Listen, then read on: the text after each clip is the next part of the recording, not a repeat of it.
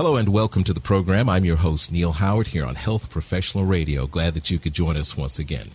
Many women are avoiding getting their mammograms. Why is that? Well, this is October and it's Breast Cancer Awareness Month, and today we're talking with Grammy winner and breast cancer survivor Sheryl Crow and leading OBGYN and women's health expert Dr. Jessica Shepard. Welcome to the program, both of you. How are you this morning? Good. How are you? Good morning. I'm doing well. Thank you both for taking the time this morning. Well, Breast Cancer Awareness Month.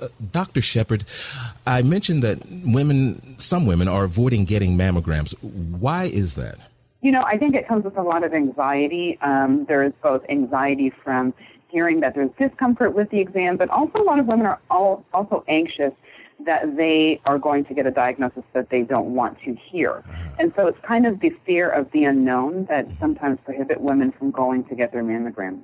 Sheryl, you're a breast cancer survivor. Tell us a little bit about your experience. Was that your experience, some of the apprehension, being diagnosed? Well, when I turned 40, I definitely started my yearly mammogram exam, and I was the picture of good health. I was an avid exercise freak and ate really healthy and was, always on the go. I would have been the last person I would have assumed, particularly with no family history, that I would wind up being diagnosed with breast cancer. Mm-hmm. So it was my yearly mammogram that actually detected something that looked suspect. I was told to come back in 6 months, but rather than waiting, my gynecologist suggested, let's don't wait, let's find out what's going on. Okay. So I was detected at a very early stage, and I wound up kind of with the dubious honor of becoming a spokesperson, really because I felt compelled to talk to my female fan base about,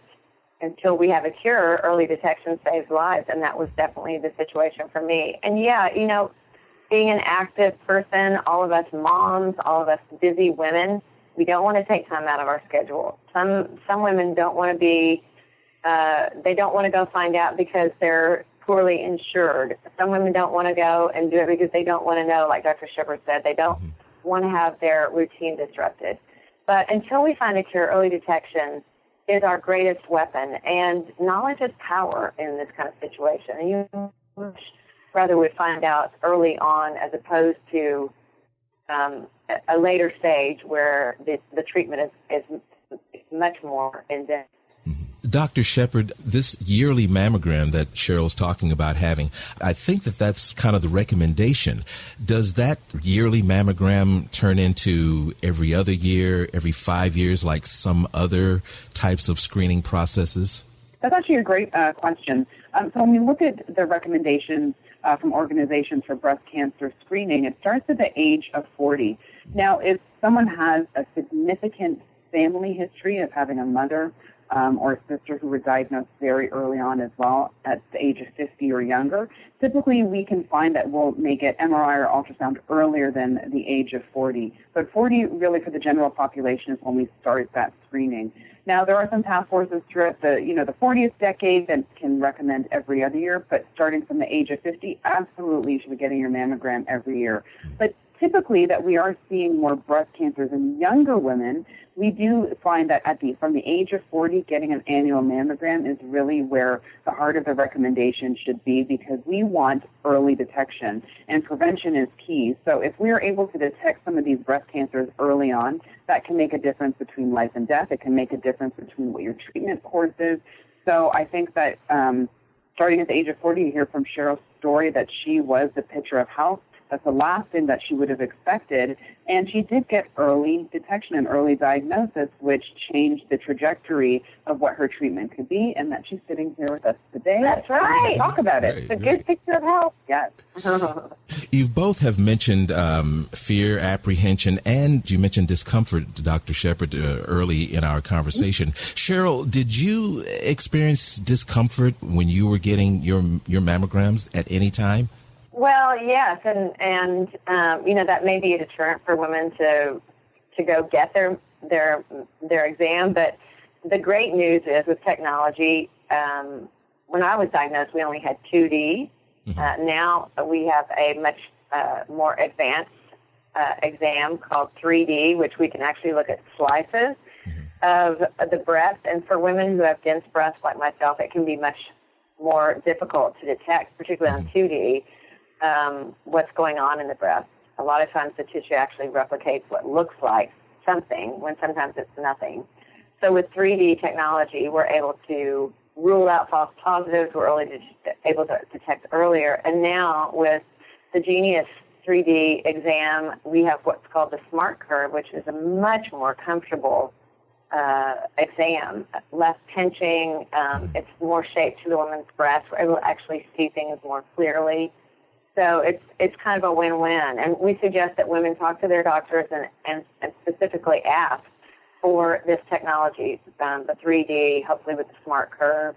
And we tell women to go to 3D Near Me, Genius 3D Near Me, the website, and find out where the closest 3D exam is. Dr. Shepherd, when you're talking to your patients about breast cancer and you detect a little bit of apprehension, or maybe they've never had a screening, don't know anything about it, how do you get the conversation started and make your patients feel much more comfortable, especially if you're going to be introducing some new technology, some of which they may have never even considered? You know, usually I start those conversations out with, you know, this is your life. This is your actual moment that you could change something in your life, and also bringing in the factor of other people that it could affect. So it could affect spouses, children. So it really is that ripple effect that if you are your best health advocate, it's not necessarily always just for you. It's also for the people that you love and surround you, because that can impact their lives as well. And when we look at, you know, hesitation or anxiety with discomfort, as Sheryl was saying earlier, the SmartCurve technology really decreases that discomfort. And so it should decrease some of that anxiety that women might feel going to get their annual mammogram. So I think with those two things together is, you know, my job as a physician is to decompress and to reassure patients and have them feel as if they're doing the best thing for themselves. And, you know, once we kind of get through all of that, it allows them to see it maybe from a different perspective, and why it's so important to get these annual screenings and exams is really for quality of life and for health. Sheryl, you mentioned your fan base early on. What type of feedback are you getting from your fan base when you see or talk to some of your fans who maybe are very in the dark about some of the new technology and about maybe some of the importance of early detection through screening?